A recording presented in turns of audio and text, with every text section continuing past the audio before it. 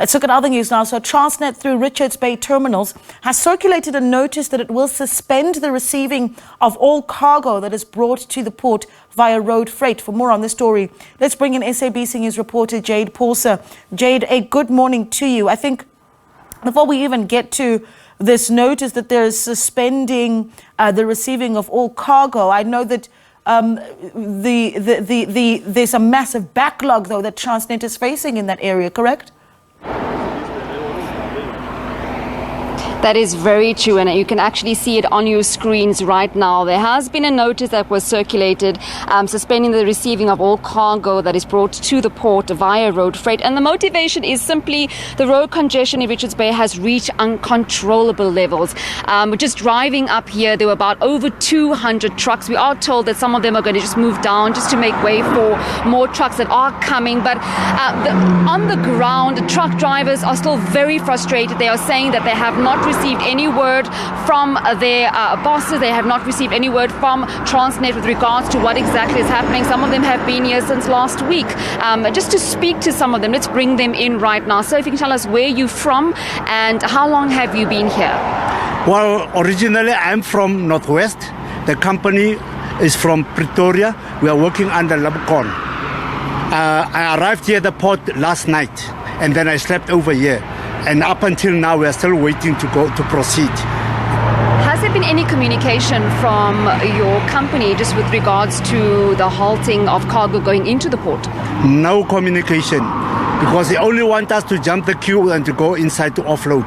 That's all what is asking. When are you offloading? Can you please jump the queue so that we can work? We need loads. That's all what they want. I imagine this is also very challenging for you because you also want to get back home. If you can just talk to us about some of the challenges that you have as a truck driver being stationed out here. Plenty frustrations because we've got sleepless nights. We don't sleep enough.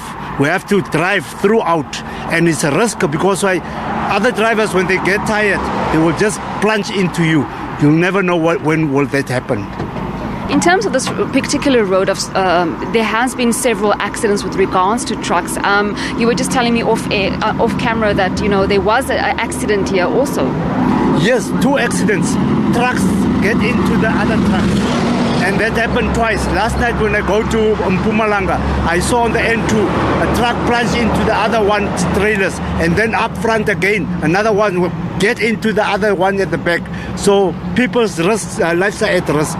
Plenty. Just coming back to the challenges that you face as a truck driver, I mean, being stationed out here, not hearing word from what exactly is happening, whether you can actually move the vehicle into the port. This particular work and profession that you are in, I imagine that it is very challenging, especially back at home as well. Yes, because they are crying. What they are seeing on TV, what is happening with us, it's a problem.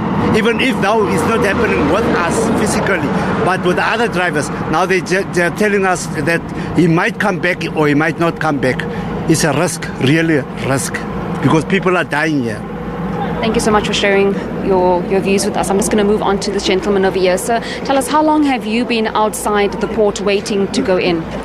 Yeah, I got here yesterday at about 2 o'clock in the afternoon. So I've been waiting since then.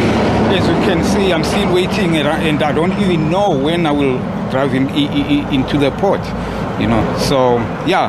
But as you can see, it looks like even tomorrow I'll still be here. And there's been no communication. No. Nothing. Well, we're just, nobody cares about us. We're just standing here, not knowing when we'll move forward or backward. We don't know. The previous gentleman I spoke to was also complaining, that the trucks that are passing through here, it's actually very dangerous, and the stretch of road is quite narrow. Do you share the same concerns? Yes. He was 100% right. He was 100% right, but nobody cares. Nobody cares. Okay, thank you very much. I'm going to see if I can't speak to any more of the truck drivers that have come out. Anyone want to share their views with us? You're live on SABC News. I can see this gentleman. I'm sure you have something to say.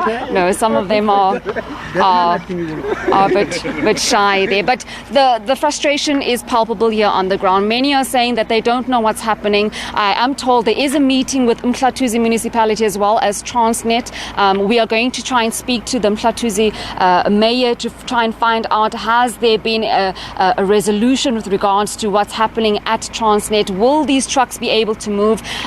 There was a traffic officer earlier on saying that 80 trucks will be allowed to proceed down this road. I'm not sure if they're going to be proceeding into the port. It remains to be seen, but as it stands now, there's over 200 trucks just waiting. Many truck drivers very frustrated, not hearing word from their respective companies, and are unsure about this notice that has been issued from Transnet saying they are halting all cargo into the port. It's back to you in studio. Well, Jade, if you will, just let me squeeze one last question, and just briefly, I mean, if you've been there for close to 24 hours, as some of the truck drivers are, one can wonder, I mean, as you look around, are there places where they're getting food and sanitation?